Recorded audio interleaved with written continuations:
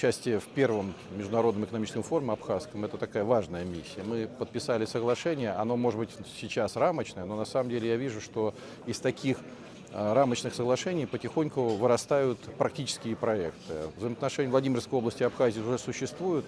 Ряд компаний плотно сотрудничают, давно сотрудничают. У нас есть и поставки пищевого оборудования, есть поставки древесины, стекольной продукции. Абхазия сейчас активно наращивает винное производство, сотрудничество достаточно взаимно выгодное.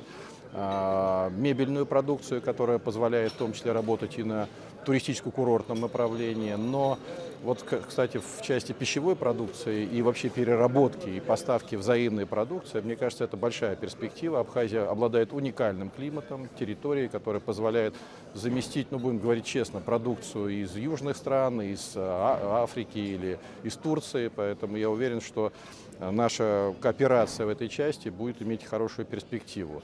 В целом, с точки зрения социальных проектов, тоже, мне кажется, очень важно, потому что взаимная интеграция, значит, студенческая, предпринимательская, образовательная, медицинская, туристическая может принести большую пользу, потому что из гуманитарных обменов вырастают и деловые обмены, а это дает возможность развиваться экономике, создавать новые рабочие места, будут рождаться новые идеи.